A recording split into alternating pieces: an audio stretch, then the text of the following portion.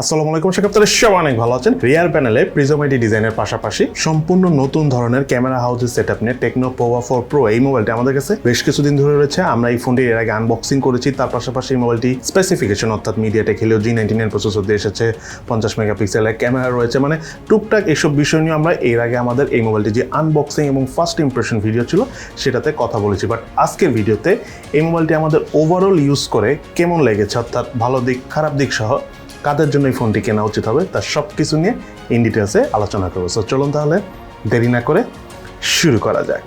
মোবাইলটির button এবং পোর্টসের কথা বলতে গেলে রাইট সাইডে রয়েছিল ভলিউম রকার এবং পাওয়ার বাটন, লেফট সাইডে রয়েছে সিম কার্ড, মোবাইলের উপর অংশ রয়েছিল স্পিকার, মোবাইলটির নিচের অংশ রয়েছিল speaker, primary mic, type C USB charging port এবং 3.5mm হেডফোন জ্যাকের পোর্ট। এই মোবাইলটিতে থাকে side mounted fingerprint scanner position আমার কাছে ঠিকঠাকই লেগেছে, তবে সাইড মাউন্টেড ফিঙ্গারপ্রিন্ট স্ক্যানারটি যথেষ্ট ফাস্ট কাজ করলো, একটু জোরে প্রেস করা লাগে, আর একটু নরম বা একটু কমফোর্টেবল হলে হয়তো বা আরো ভালো লাগতো। সেই সাথে মোবাইলে থাকা ফেস সাউন্ড সিস্টেমটা যথেষ্ট ভালোভাবে কাজ করে। এছাড়াও মোবাইলটিতে ইম্পর্টেন্ট প্রায় সব ধরনের সেন্সরসও রয়েছে। এই মোবাইলটিতে থাকে স্পিকার পারফরমেন্সের কথা বলতে গেলে আমরা যথেষ্ট স্মুথ সাউন্ড পেয়েছি। 100% ভলিউম দিয়ে আমরা মোবাইলের স্পিকারের সাউন্ড থেকে কোনো প্রকার ডিস্টরশন পাইনি। তার পাশাপাশি মোবাইলের সাউন্ডের যে বেস রয়েছে সেটা আমরা যথেষ্ট ডিসেন্ট পেয়েছি, আমাদের কাছে ভালো লেগেছে। আপনাদের কাছেও এই প্রাইস বিবেচনায় মোবাইলের স্পিকার পারফরমেন্স ভালোই লাগবে।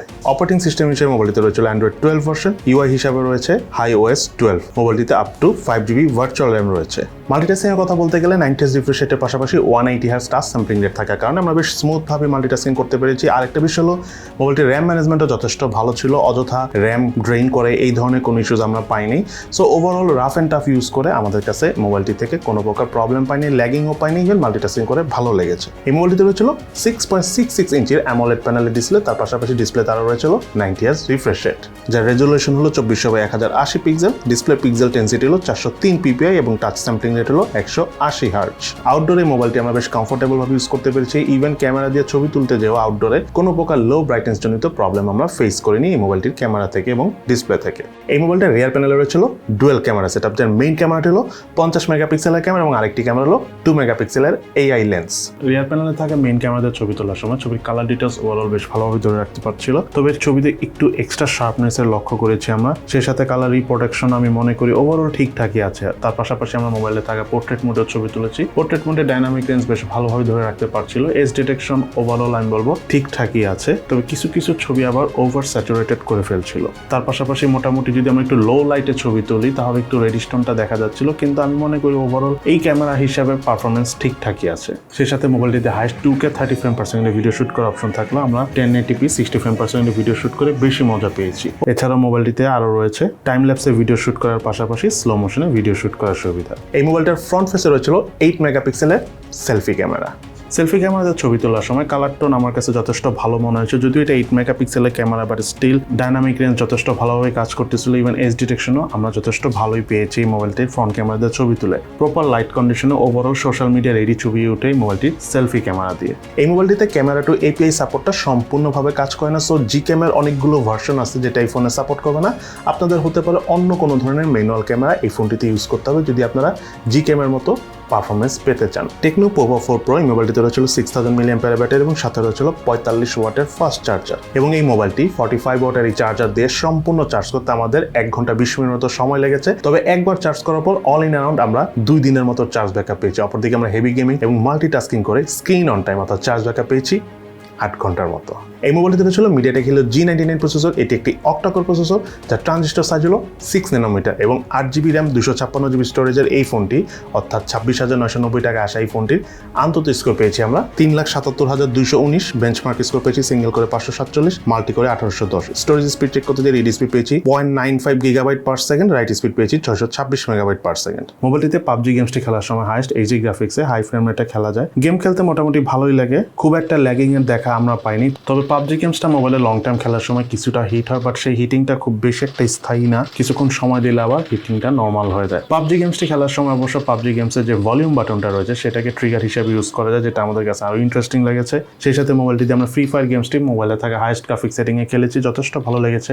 কোনো ধরনের কোনো ল্যাগিং ফ্রেম ড্রপের দেখা পাইনি, even long time game play করে অনেক ভালো লেগেছে এবং তার পাশাপাশি কোনো প্রকার হিটিং এরও দেখা পাইনি লং টাইম গেম প্লে করে। কল অফ ডিউটি গেমসটা আমরা খেলেছি হাইস্ট মিডিয়াম গ্রাফিক্সে হাই ফ্রেম রেটে গেম প্লে করে আমাদের কাছে বেশ বেশ মজা লেগেছে। আপনাদের কাছে call of duty type games এই ফোনে খেলে অনেক ভালো লাগবে। তার পাশাপাশি মোবাইলটি দিয়ে আমরা F1N গেমসটি খেলেছি হাই ভিজুয়াল কোয়ালিটি দিয়ে, বেশ স্মুথ পারফরমেন্স পেয়েছি। গেমটা শুরুর দিকে স্লাইটলি একটু ল্যাগ করে, বাট সেটা হতে পারে কিছুটা অপটিমাইজেশনের ব্যাপার আছে গেমসের সাথে মোবাইলের। এছাড়া লং টাইম গেম প্লে করতে থাকলে আস্তে আস্তে কোনো প্রকার ল্যাগিং অথবা ফ্রেম ড্রপের দেখা আমরা এই মোবাইলটি থেকে F1N গেমস খেলতে যে পাইনি। অপরদিকে এই ফুটবল 2023 গেমসটা আমরা এই মোবাইলটি দিয়ে খেলতে পেরেছি। 60 FPS এ গেমটি খেলা যায়, বেশ স্মুথ পারফরমেন্স পেয়েছি, একেবারেই কোনো ল্যাগিং বা ফ্রেম ড্রপের দেখা পাইনি। যারা এই ফুটবল গেমসটা খেলে থাকেন তাদের কাছেও এই মোবাইলে এই গেমসটি খেলে খুবই ভালো লাগবে। এই মোবাইলটার হিটিং এর কথা বলতে গেলে 6 ন্যানোমিটার বেস্ট প্রসেসর থাকার কারণে অনেক বেশি গেমিং করো খুব একটা হিটিংয়ের দেখা পাইনি। এটা ট্রু, পাবজি টাইপ গেমসগুলো যখন আমরা লং টাইম প্লে করি স্লাইটলি হিট হয় যদি আপনি হাই গ্রাফিক সেটিংয়ে খেলে থাকেন, বাট ওইটা আমি মনে করি যে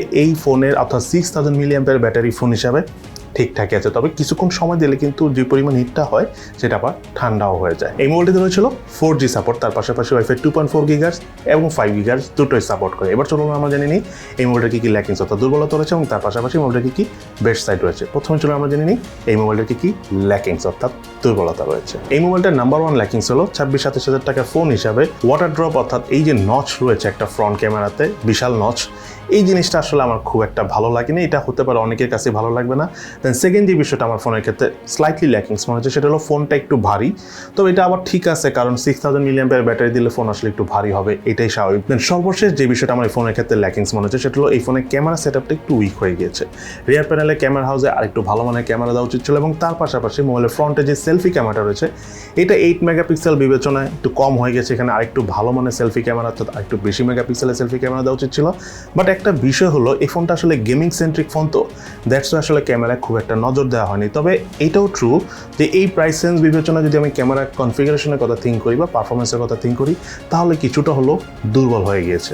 এবার চলুন আমরা জেনে নিই এই মোবাইলটা কি বেস্ট সাইড রয়েছে। তার মধ্যে নাম্বার 1 হলো এই মোবাইলটা 6.66 ইঞ্চি সাইজের ডিসপ্লে, যেটা অনেক বড় ডিসপ্লে। যারা আপনারা মিডিয়া কনজিউম করে থাকেন, অনলাইনে ক্লাস বা অনলাইনে মিটিং করে থাকেন, তাদের কাছে খুবই ভালো লাগবে। এবং তার পাশাপাশি ডিসপ্লেতে যে বিষয়টা এসে যায় 90 Hz রিফ্রেশ রেটের পাশাপাশি যেহেতু আপনি লং টাইম ইউজ করতে গেলে চার্জ ব্যাকআপের একটা বিষয় থাকে, 6000 mAh ব্যাটারি যেটা অনেক লং টাইম চার্জ ব্যাকআপ পাওয়া যায়, নির্দ্বিধায় 2 দিন চার্জ ব্যাকআপ পেয়েছি আমরা। কিন্তু যেটা আমি বলতে চাচ্ছি সেটা হলো সাথে কিন্তু 45 ওয়াটের চার্জার রয়েছে। সো দেখা যাচ্ছে যে চার্জ শেষ হয়ে গেলো আমরা বেশ দ্রুতই চার্জ দিতে পারছি, কারণ বড় ব্যাটারি থাকলে যে বিষয়টা হয় যদি ছোট চার্জার হতো তাহলে একটু প্রবলেম হতো। সো বড় ব্যাটারি প্লাস বড় চার্জার মোটামুটি একটা ভালো কম্বিনেশন। কিন্তু আরেকটা ইম্পর্টেন্ট বিষয় হলো এই ফোনটাতে যে ইউআইটা রয়েছে হাই ওএস 12, এই ইউআইটা কিন্তু আগের যেই টেকনোর ইউআইগুলো ছিল তার থেকেও কিন্তু বেটার এবং বেশ স্মুথ এবং বেটার অপটিমাইজডও বলতে পারেন। আমরা কিন্তু বেশ লং টাইম ধরে ফোনটা ইউজ করতেছি, খুব রাফ ভাবে ইউজ করেছি, ল্যাগিং ট্যাগিং এর দেখা পাইনি, যেটা আমার কাছে খুবই ভালো লেগেছে। দেন এই মোবাইলটার গেমিং পারফরমেন্সের কথা যদি বলতে চাই, MediaTek Helio G99 processor, 6 nanometre base processor, নতুন এই প্রসেসর। তো এই ফোনটাতে গেমস খেলতে যে আমরা মোটামুটি PUBG বলেন, ফ্রি ফায়ার বলেন, তারপরে জেনশিন ইম্প্যাক্ট বলেন, সব ধরনের গেমই আমরা প্লে করেছি।